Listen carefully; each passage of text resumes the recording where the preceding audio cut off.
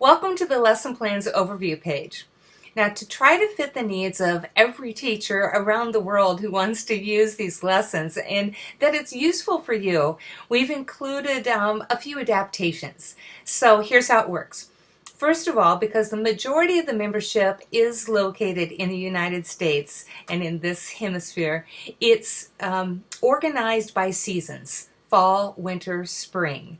So beginning with September lessons and going all the way through June. And you can make that work and adapt, but just so you know where my baseline is and how to adapt it. It's based on seeing kids once a week for 30 minutes at a time. Now, I personally was able to see my kids twice a week for 25 minutes each.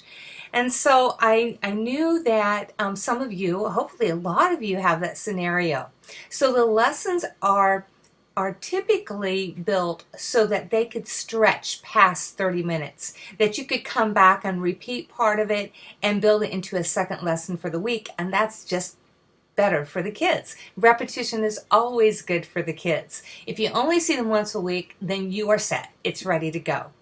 It also includes, each lesson, or almost every lesson, includes Common Core State Standards when it applies. We are music teachers first, and we are looking for ways to incorporate other subjects when it's feasible and it makes sense to do so. So I have looked for those ways for you.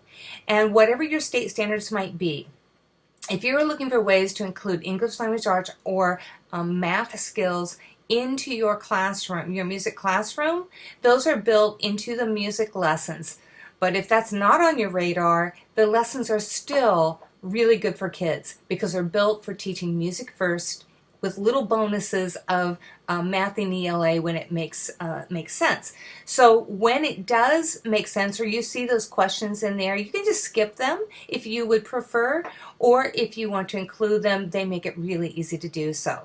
So let's say that Common Core State Standards are on your radar, and let's say that your administrator is asking you to report what you are doing and how you're implementing that. Well, you're in luck, because if I included Common Core State Standards in a lesson, then on the digital download, at the bottom is a chart that has which standards for that grade were included if you followed my lesson plan just as I have it written. So that part obviously is up to you, but it's there for you if you need it.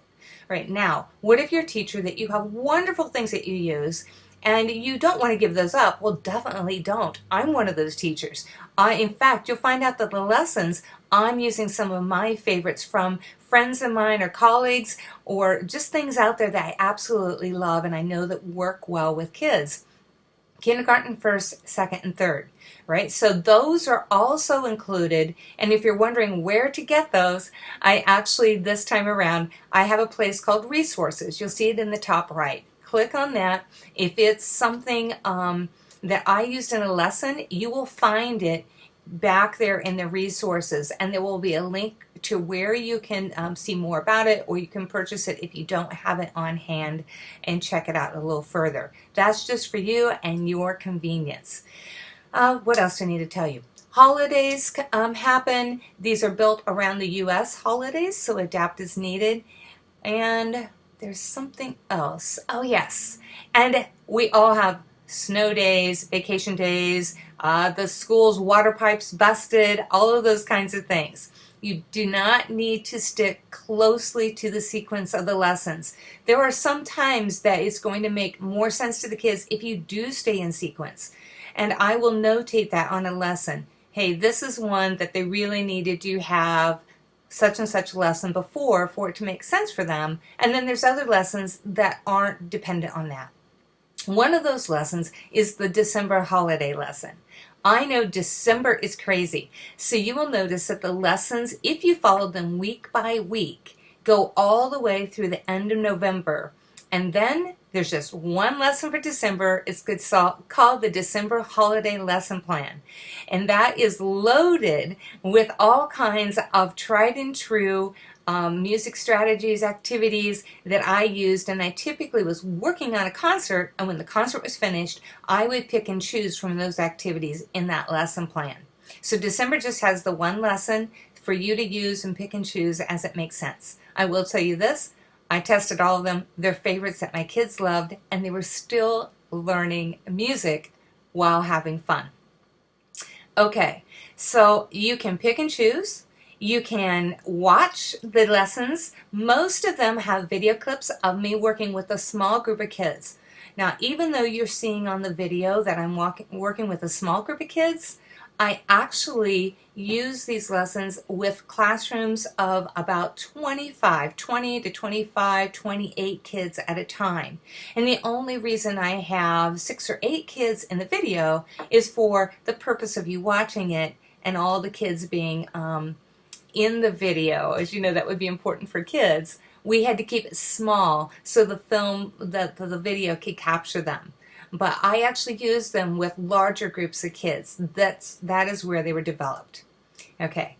In the videos, I also included those transitional times, how you move from one activity to the next. That's so key in keeping kids engaged and keeping everything on task and making the most of every second, because we have so few of them to teach this most vital resource, this vital thing called music education that needs to be in the lives of every child. So I included some transitions. I included a few squirrely kids, and you can see how they get off task and how I pull them back on, so that you kind of have a model of what worked for me. And I realize you have to adapt to the situation. Obviously, I couldn't capture every situation I ever had, but hopefully it will give you some hints and tips. So it's not just a lesson. It's the transitions, it's classroom management, it's things that I love, it's things, you'll see how I use Freddie. Most of the time we just sing hello to him as our structure, and then something is his idea, and then he sits by the stereo and we go ahead and do everything else. And then if everybody's doing their job, they get to give him a hug or wave goodbye.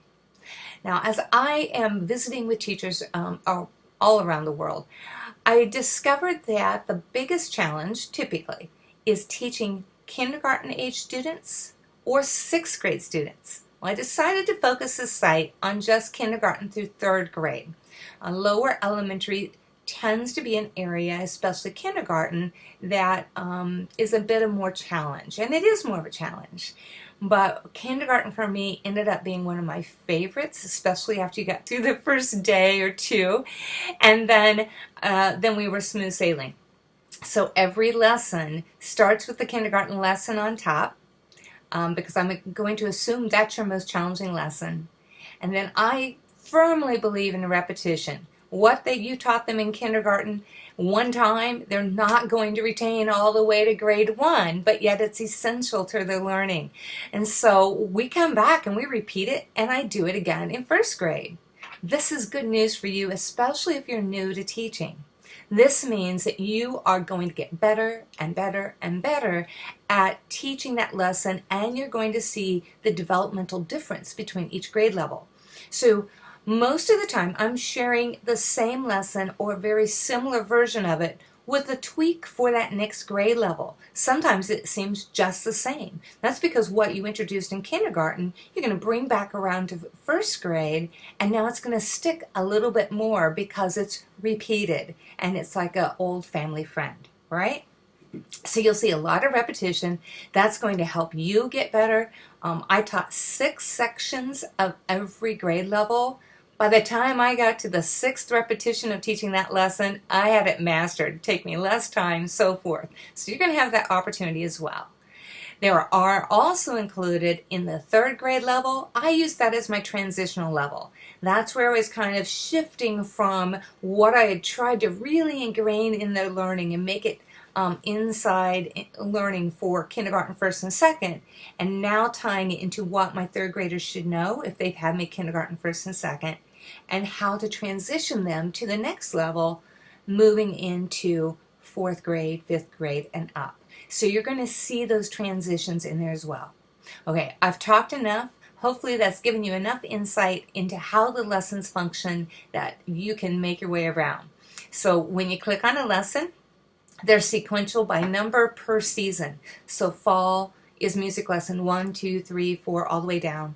Winter starts in January, so the first week of school in January, 1, 2, 3, 4 goes all the way through February. And then the beginning of March is the spring set and takes you all the way through June, starting over with 1, 2, 3, all the way through 16. Okay? If you are starting this site in the middle of the year, I use a baseline that every student knows Freddy the Frog, and that's where we're starting. Well, if you're brand new to the site and brand new to Freddy the Frog, you need to establish that baseline. And believe me, using a puppet in your room, using Freddy, is a magical tool if you follow my lessons. So, if you're in that boat, you're not starting in the fall, you're starting somewhere mid-year, brand new to Freddy, then begin with the Freddy lessons and then move into the season and kind of check back. That's not going to be foolproof because I don't know what time you're going to start, and all kinds of circumstances that you are in are going to impact that. But hopefully that'll be a guide to get you started. Always know that you can reach out, ask for help. You can email. I'm here. I'm here to help make your job easier with this site. Oh, and the best thing of all, you do not have to just read this on your laptop or computer. You can also watch the videos and read the lesson plans comfortably on your smartphone, whatever that may be, or your mobile device. So these will adapt to any of the situations. I was a traveling teacher between 5 buildings, rolling a suitcase of materials into every building and unzipping, and here we go. So I lived on my phone. My phone was my organizer, my calendar was my, my lesson plans, everything. So I wanted to make this easy for you. So those lesson plans are easy to read on your phone. You can go to the calendar page. It will tell you what lessons I have scheduled for each week, and then you can adapt and make it your own. Okay, have fun. If you have any problems, any questions, let me know, because I always want to make this site better for you. Have fun.